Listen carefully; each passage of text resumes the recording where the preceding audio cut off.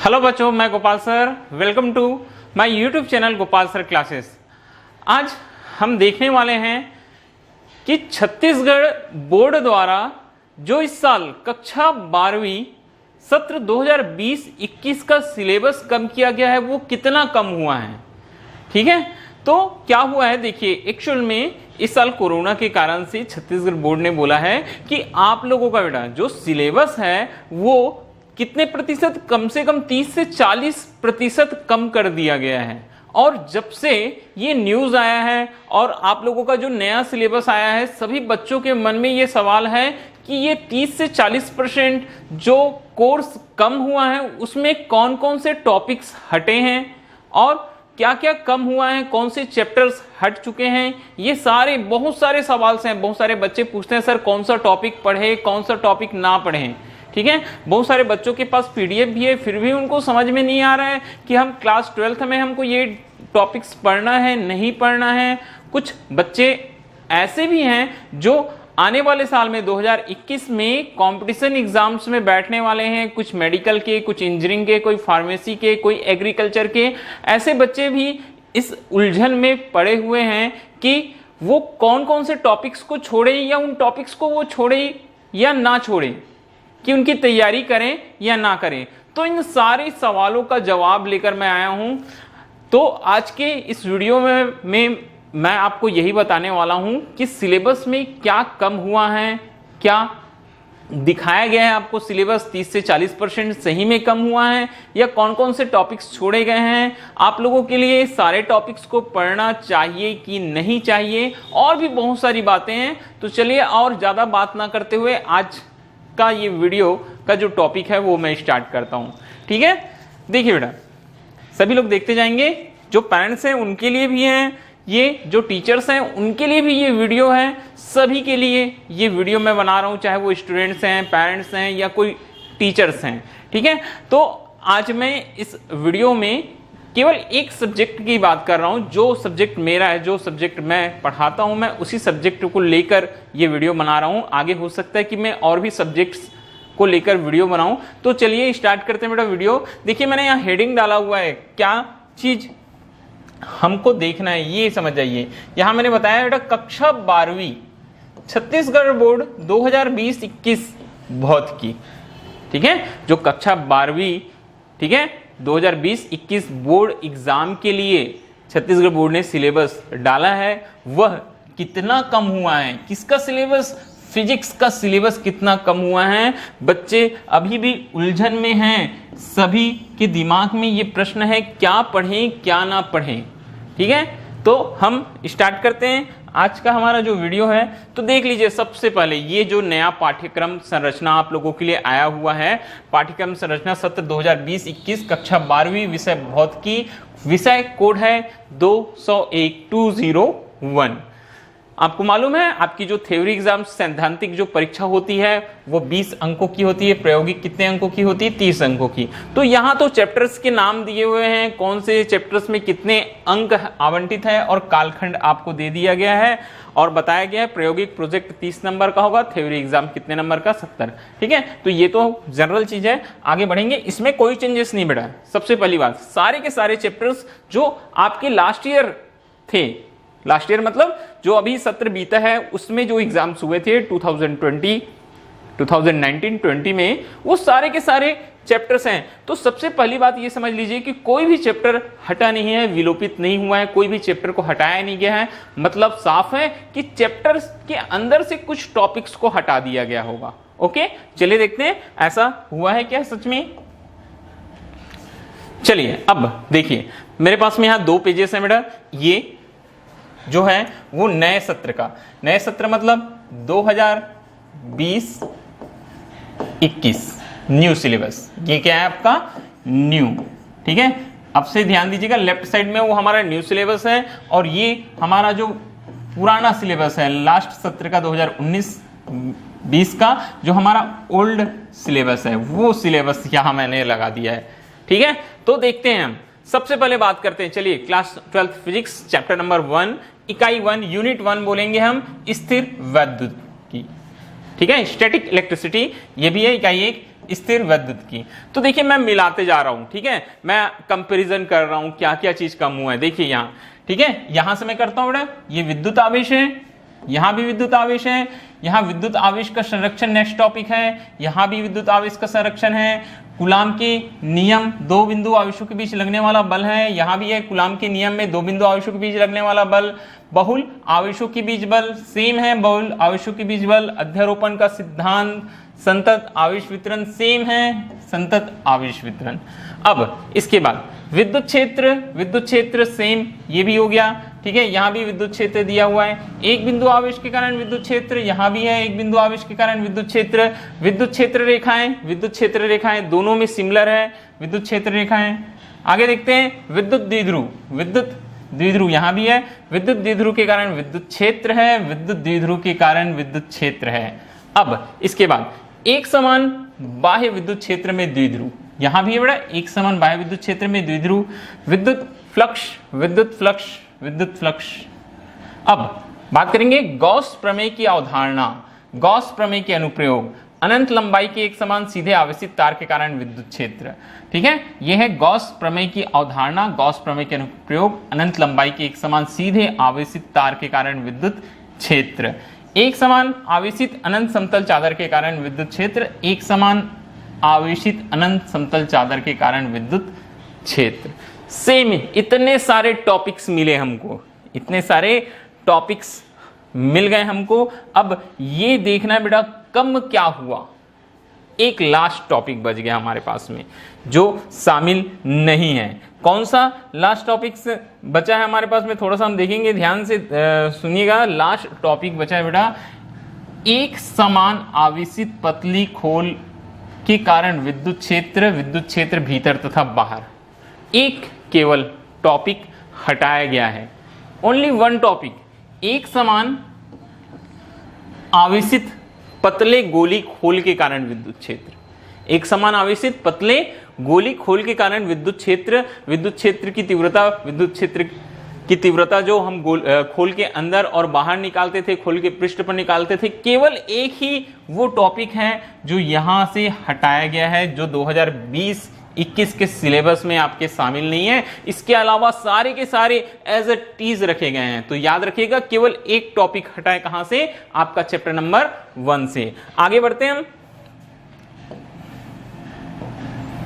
चलिए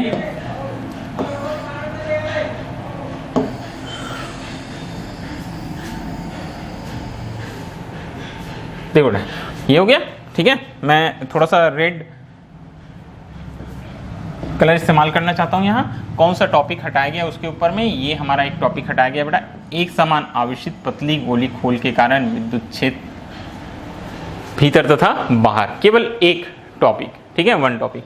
बात करते हैं हम दूसरे चैप्टर की, जो दूसरा हमारा चैप्टर है बेटा, दूसरे चैप्टर की हम बात करेंगे स्थिर विद्युत विभव तथा धारिता की। तो देखिए विद्युत विभव दोनों में है, यहाँ भी विद्युत विभव है, वहां भी विद्युत विभव है, विभवांतर है, बिंदु आवेश है, ठीक है, द्विध्रुव तथा आवेशों के निकाय, समविभव पृष्ठ, दो बिंदु आवेशों के मध्य आवेशों के निकाय की स्थितिज ऊर्जा तथा किसी स्थिर विद्युत क्षेत्र में द्विध्रुव, सेम है, यहां तक एज इट इज है। फिर आगे चालक तथा कुचालक है, चालक के अंदर मुक्त आवेश, परिबद्ध आवेश, परावैद्युत, विद्युत ध्रुवण, संधारित्र तथा धारिता, ये भी यहां तक सेम है। श्रेणी क्रम, समांतर क्रम में संधारित्र का समायोजन भी दिया हुआ है। प्लेट के बीच में परावैद्युत की उपस्थिति तथा अनुपस्थिति में समांतर पट्टिका संधारित्र की धारिता में संचित ऊर्जा, ये सेम टू सेम है, कोई चेंजेस नहीं है, नो चेंज। चैप्टर नंबर जो 2 है बेटा आपका, पूरा का पूरा चैप्टर वही है जो हमने देखा है, यहां कोई भी चेंजेस नहीं है, कोई भी परिवर्तन नहीं हुआ है, किसमें, चैप्टर नंबर 2 में। ओके, आगे बढ़ते हैं फिर हम चैप्टर नंबर 3 की ओर। चलिए हम देखते हैं चैप्टर नंबर 3 में। तो चैप्टर नंबर जो 3 है वो है विद्युत धारा, यूनिट 2 चैप्टर नंबर 3। क्या चीज है बेटा, विद्युत धारा। तो विद्युत धारा में हम देखेंगे क्या चीज है, ठीक है। तो देखते हैं बेटा, विद्युत धारा, धातु चालक में विद्युत आवेश का प्रवाह, अपवाह वेग, गतिशीलता, उसका विद्युत धारा से संबंध, ओम का नियम सेम है, विद्युत प्रतिरोध है, वीआई ग्राफ है, ठीक है, वहां भी वीआई ग्राफ है, विद्युत ऊर्जा, शक्ति, विद्युत ऊर्जा तथा शक्ति है, विद्युत प्रतिरोधकता, चालकता है, प्रतिरोध की ताप पर निर्भरता है, ठीक है। प्रतिरोध की ताप पर निर्भरता है, प्रतिरोध की ताप पर निर्भरता है, तो प्रतिरोध की ये यहां तक चालकता तक। अब यहां तक हमारा सेम हो गया बेटा। अब देखिए यहां से मैं बता रहा हूं क्या चीज हटा दिया गया आपको, ठीक है। हम देखते हैं यहां से, देखो कुछ टॉपिक्स हट गए। क्या टॉपिक्स को हटाया गया है?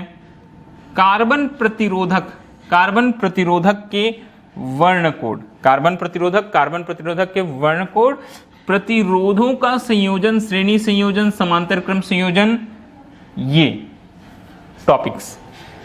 दो टॉपिक हटाया गया है किससे? चैप्टर नंबर 3 से, विद्युत धारा से बेटा। कार्बन प्रतिरोधक जो कार्बन रेजिस्टेंस है, ठीक है, जिसको हम कलर कोड ऑफ क्या करते हैं बेटा, हम colour code of carbon resistance के नाम से जानते हैं। वो टॉपिक अभी 2021 के सिलेबस में नहीं दिया गया है। और साथ ही साथ एक बहुत ही इंपॉर्टेंट टॉपिक ये तो है, कार्बन प्रतिरोध का वर्ण कोड जो होता है वो तो इंपॉर्टेंट टॉपिक है ही, साथ ही साथ एक बहुत ही इंपॉर्टेंट टॉपिक जिससे कॉम्पिटिटिव एग्जाम में बहुत सारे क्वेश्चंस पूछे जाते हैं, बहुत ही इंपॉर्टेंट टॉपिक होता है प्रतिरोधों का संयोजन, श्रेणी क्रम तथा समांतर क्रम। खूब सारे न्यूमेरिकल्स बनते हैं, छोटे छोटे क्वेश्चंस बनते हैं। ये टॉपिक भी सिलेबस से हटा दिया गया है। ओके, तो देखिए दो बहुत महत्वपूर्ण टॉपिक हटा दिया गया है यहां से, ठीक है। आगे बढ़ते हैं हम, तो क्या लिखा है आगे देखते जाएंगे बेटा। सेल का अब देखेंगे हम, क्या देखना है हमको? सेल का आंतरिक प्रतिरोध, सेल का विद्युत वाहक बल, विभवांतर है, श्रेणी क्रम तथा समांतर क्रम में संयोजन, सेलों का किरचॉफ का नियम, सामान्य अनुप्रयोग, व्हीटस्टोन सेतु, विभवमापी का सिद्धांत, विभवांतर मापन में इसके अनुप्रयोग, दो सेल के विद्युत वाहक बलों की तुलना, सेल का आंतरिक प्रतिरोध का मापन, सेम टू सेम है। बाकी केवल यहां से कार्बन प्रतिरोध और कार्बन प्रतिरोधक के वर्ण कोड, प्रतिरोधों का संयोजन, श्रेणी क्रम, समांतर क्रम संयोजन को सिलेबस से हटा दिया गया है, जो 2020-21 का सिलेबस है। ये सीजी बोर्ड के अनुसार से, ठीक है, मैं नहीं बोल रहा हूं, ये जो लिखा है वही चीज मैं बता रहा हूं आपको, ठीक है। आगे बढ़ते हैं हम अगले नेक्स्ट में। अब देखिए गतिमान आवेश तथा चुंबकत्व की बात करेंगे, तो चुंबकीय क्षेत्र की अवधारणा, ऑस्टेट का प्रयोग, बायोसेवर्ट का नियम है, इसके विद्युतवाही वृत्ताकार पास में अनुप्रयोग है, एम्पियर का नियम है, अनंत लंबाई के सीधे तार संबंधी अनुप्रयोग है सीधे, तथा टोरियडल है, सोलेनाइड्स हैं, ठीक है। और क्या है? एक समान चुंबकीय विद्युत क्षेत्र में गतिमान आवेश हैं। अब यहां देखिए एक टॉपिक मेरे को यहां दिखाई दे रहा है, क्या हटा दिया गया है? इकाई 3 चैप्टर नंबर 4 गतिमान आवेश और चुंबकत्व से बेटा यहां भी एक महत्वपूर्ण टॉपिक साइक्लोट्रॉन। कौन सा टॉपिक? साइक्लोट्रॉन नए सिलेबस में शामिल नहीं है।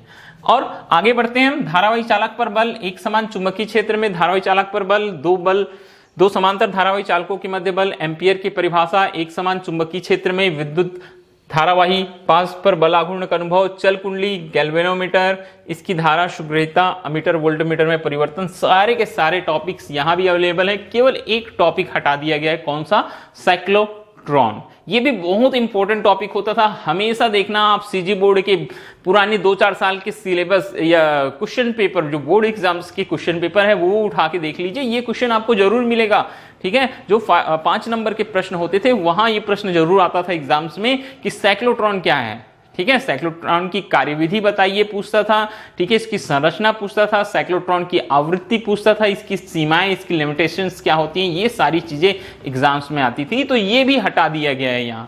आगे बढ़ते हैं, अध्याय 5 की बात करते हैं, चुंबकत्व तथा द्रव्य की बात करते हैं बेटा। अध्याय 5 चुंबकत्व तथा द्रव्य में देखिए यहां क्या क्या चीजें दी गई हैं। विद्युत धारा पास के रूप में चुंबकीय द्विध्रुव, इसके चुंबकीय द्विध्रुव आघूर्ण, परिक्रमी इलेक्ट्रॉन का चुंबकीय द्विध्रुव आघूर्ण, ठीक है, और समान सोलेनाइड। अब देखिए यहां, अब इसके बाद में यहां से हटाया गया है, कहां तक बताया मैंने बेटा? देखो एक बार फिर से देखेंगे, यहां थोड़ा सा ध्यान दीजिएगा, यहां बहुत सारी चेंजेस हैं। विद्युत धारा पास के रूप में चुंबकीय द्विध्रुव, इसके द्विध्रुव आघूर्ण, परिक्रमी इलेक्ट्रॉन का चुंबकीय द्विध्रुव आघूर्ण, ठीक है। अब इसके बाद ये जो हटाया गया वो मैं मार्क कर रहा हूं यहां, क्या हटाया गया है?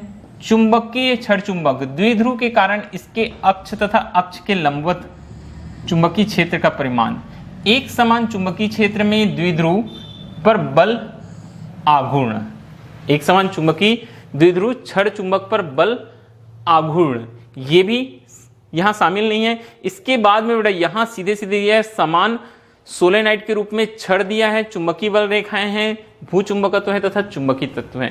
तो इतने सारे जो टॉपिक्स जो 2020, ये हमारा ओल्ड सिलेबस है, ये हमारा क्या है बेटा, ओल्ड पुराना वाला सिलेबस है, ये हमारा न्यू सिलेबस है। तो ये सारे टॉपिक्स भी यहां से हटा दिए गए हैं। ठीक है, जो छत्तीसगढ़ बोर्ड जो सिलेबस भेजा है मैं उसी को एनालिसिस कर रहा हूं, मैं ये मेरा बनाया हुआ नहीं है। ठीक है, जो भी है बेटा ये बोर्ड एग्जाम्स के लिए जो बनाया गया है वही चीज मैं बता रहा हूं आपको।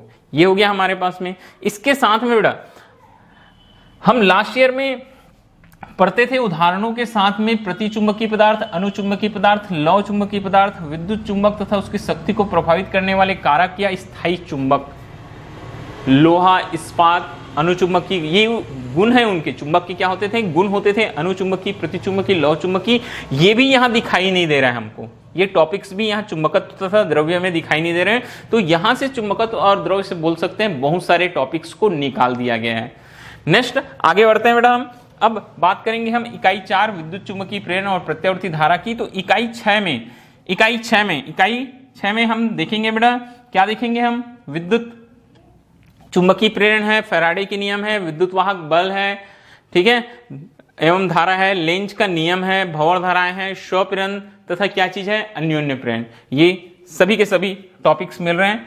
चैप्टर नंबर 7 प्रत्यावर्ती धारा में प्रत्यावर्ती धारा वोल्टेज शिखर, वर्ग माध्य मूलमान, प्रतिघात, प्रतिबाधा, एलसी दोलन, एलसीआर, श्रेणी अनुनाद, एसी परिपथों की शक्ति, एसी जनरेटर, ट्रांसफार्मर, सारे के सारे टॉपिक्स हैं। विद्युत चुंबकीय तरंग में भी विद्युत चुंबकीय तरंगे, ठीक है, उनकी विशेषताएं यहां देखिए। अब यहां एक टॉपिक और मिला हमको, विस्थापन धारा की मूलभूत जानकारी। किसकी बेटा, विस्थापन धारा की मूलभूत जानकारी, ये नहीं है न्यू सिलेबस में। ठीक है, अब उसके बाद उसके अनुप्रस्थ विद्युत चुंबकीय स्पेक्ट्रम है बेटा। ठीक है, विद्युत चुंबकीय स्पेक्ट्रम की सभी जानकारियां, ये पूरा का पूरा है, केवल एक टॉपिक यहां से क्या कर दिया गया, हटा दिया है। कौन से चैप्टर से, चैप्टर नंबर 8 विद्युत चुंबकीय और तरंग से। फिर आगे बढ़ते हैं, हम पहुंच गए इकाई 6 प्रकाशिकी से, किरण प्रकाशिकी, प्रकाशिकी यंत्र। ठीक है, क्या दिखाई देता है, किरण प्रकाशिकी, प्रकाश का परावर्तन दोनों में शामिल है, गोलीय, ठीक है, प्रकाश का परावर्तन है, पूर्ण आंतरिक परावर्तन है, ठीक है, और इसके अनुप्रयोग है प्रकाशिक तंतु।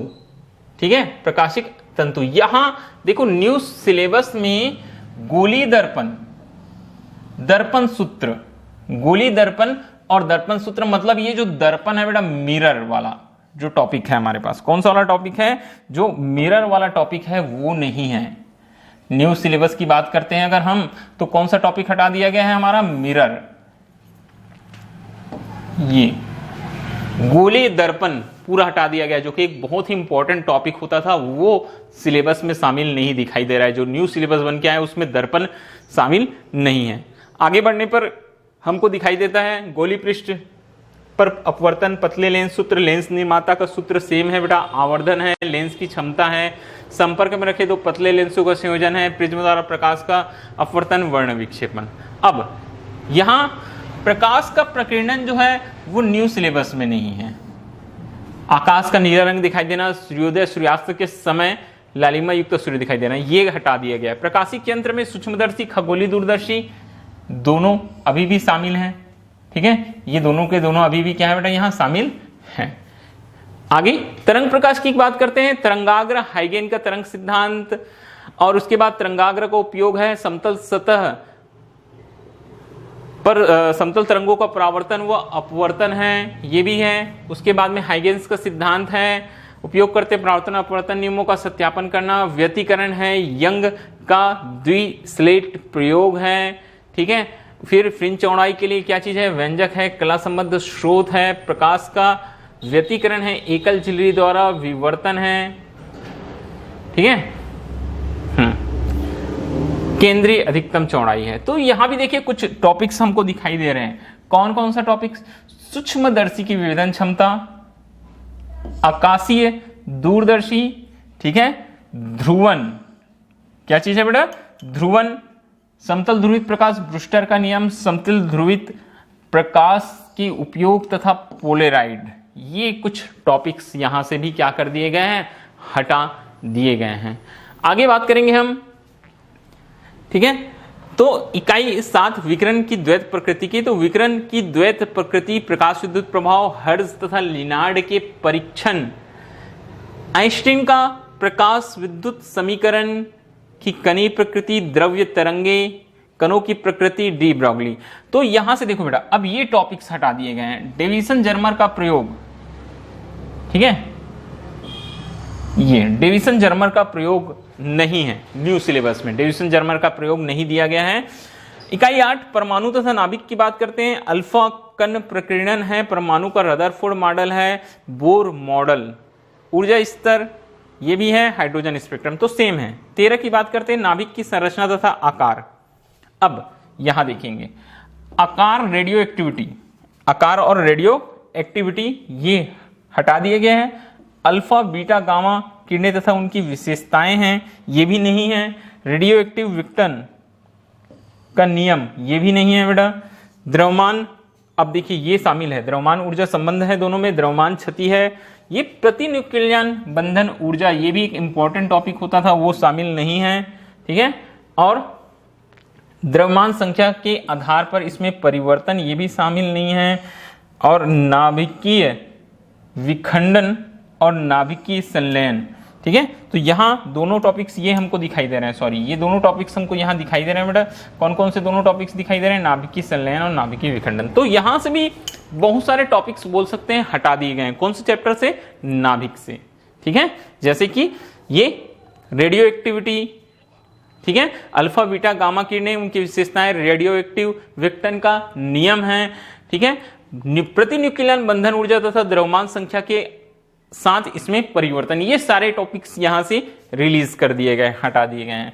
और आगे बढ़ेंगे हम तो देखेंगे हमारे पास आता है बेटा इकाई 9 इलेक्ट्रॉनिक युक्तियां, ठीक है।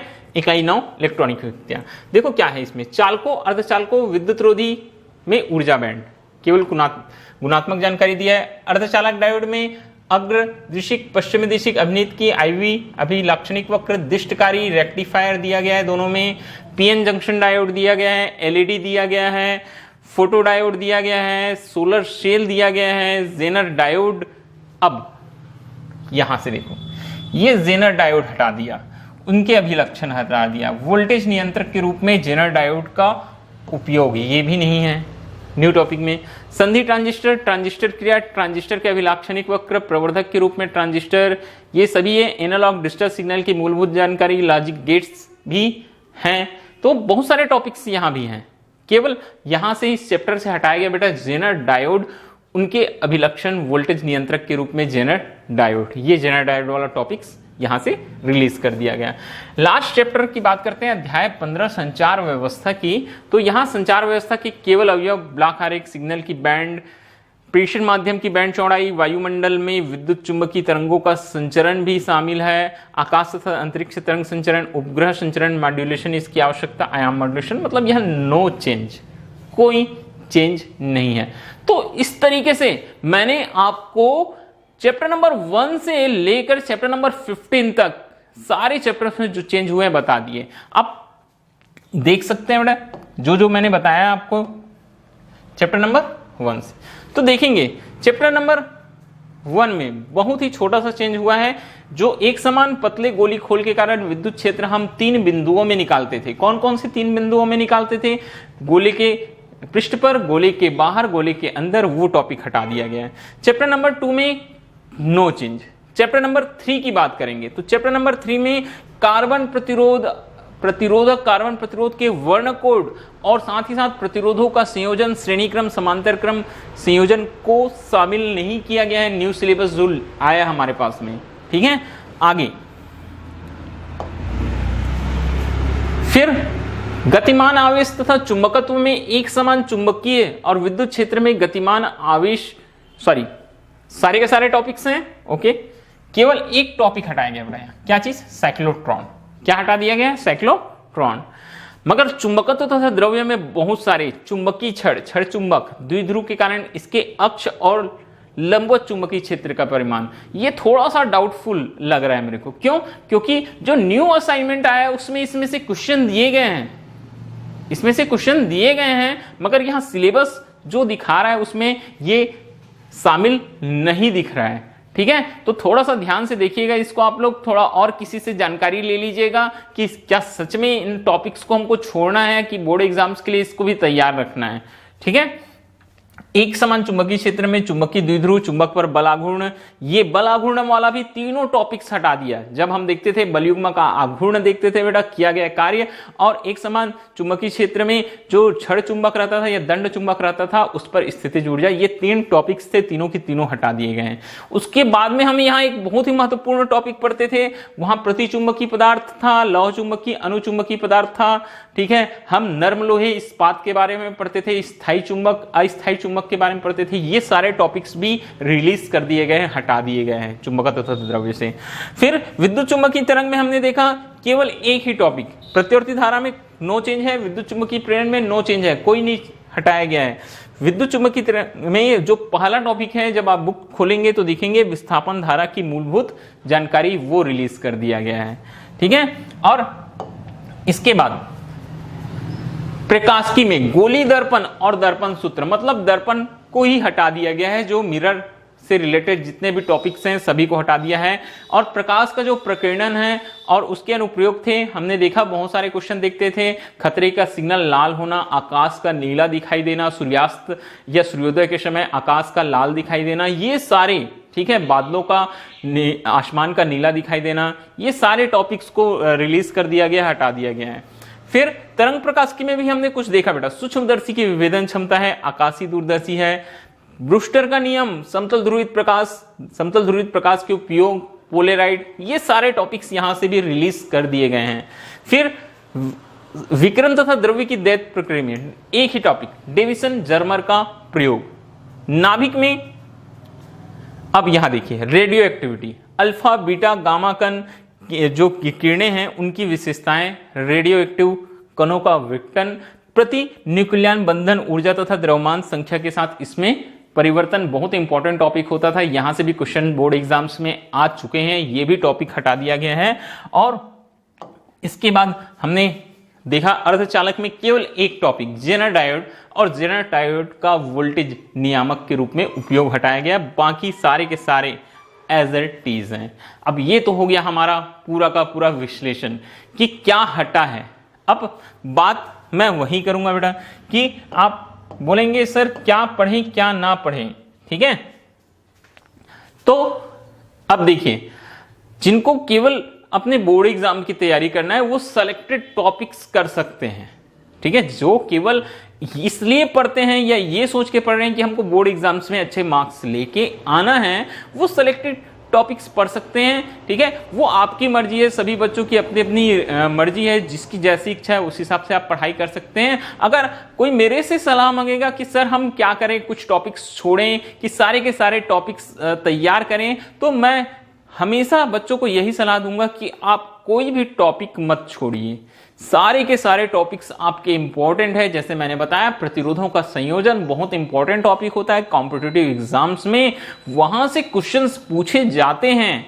कार्बन प्रतिरोध का वर्ण कोड अगर आप नहीं पढ़े क्लास 12th में, छोड़ दिए, भविष्य में अगर आप भी कहीं टीचर बन गए तो ये सारे चीजें आपको पढ़ानी पड़ेगी, इस बच्चों को समझाना पड़ेगा। अगर आप खुद नहीं पढ़े रहेंगे तो आपके लिए बहुत मुश्किलें आएगी, ठीक है। और भी बहुत सारी चीजें हैं। सबसे इंपॉर्टेंट यही चीज होता है बेटा कि क्लास 12th के बाद आपको बहुत सारे कंपटीशन एग्जाम्स फाइट करना है, उनकी प्रिपरेशन करनी है, एग्जाम्स आपको दिलाने हैं। तो इन सारी चीजों के लिए आप पूरा का पूरा सिलेबस कवर कीजिए। आपके पास समय बहुत है, स्कूल्स नहीं जा रहे हैं आप, स्कूल्स अभी बंद है, ठीक है। ये जो कोरोना का समय है, सारे स्कूल्स बंद हैं, आप अपने घर में हैं, तो आपके पास समय बहुत है। आप पूरा का पूरा सिलेबस वो पढ़ाई कीजिए। अगर अभी तक आपने पढ़ाई शुरू नहीं किया होगा तो फिर से एक बार अपने मन में ठान लीजिए कि हमको ये जो हमारा समय है 2021, उसको बहुत ही, आने वाला जो समय 2021 है उसको बहुत ही अच्छा बनाना है। हमको अच्छे से मेहनत करना है, हमको अपना भविष्य सुनिश्चित करना है, हमको अच्छे कॉलेज में जाना है, भविष्य में हमको अच्छा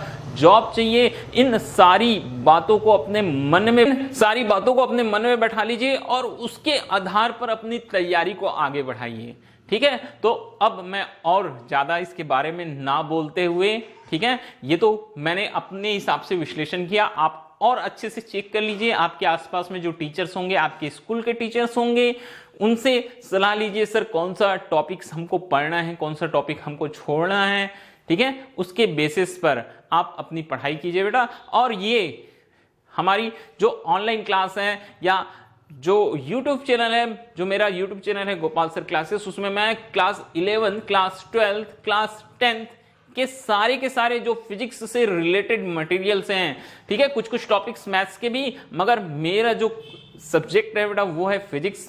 मैं फिजिक्स के सारे मटेरियल, चाहे वो आपके बोर्ड एग्जाम के लिए हो या चाहे आपके कंपटीशन एग्जाम के लिए हो, कोई भी बोर्ड हो, चाहे वो सीजी बोर्ड हो, चाहे एमपी बोर्ड हो, राजस्थान बोर्ड हो, यूपी बोर्ड हो, बिहार बोर्ड हो, जितने भी टॉपिक्स हैं सारे के सारे टॉपिक्स कवर करूंगा। आप अगर अभी तक मेरे चैनल को सब्सक्राइब नहीं किए होंगे, आपने उसको सब्सक्राइब नहीं किया है, तो आप बटन दबाइए सब्सक्राइब कर दीजिए। आपको ऐसी ही वीडियो मिलते रहेंगे। आप मुझे कमेंट कीजिए, सर हमको इस टॉपिक पर वीडियो चाहिए, मैं उस टॉपिक पर वीडियो लेकर आऊंगा। जो भी सजेशंस आप देना चाहेंगे वो बताते हुए मुझे चलिएगा, उसके आधार पर मैं आपकी प्रिपरेशन कराऊंगा। 2021 है, आने वाला हमारा समय है, हम सभी के लिए बहुत ही अच्छा हो, ये मेरी कोशिश रहेगी, ठीक है।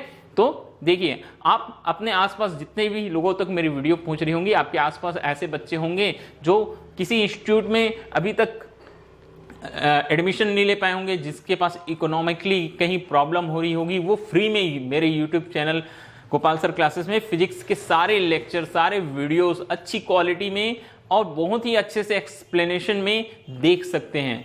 तो चलिए आज के लिए बस इतना ही बेटा।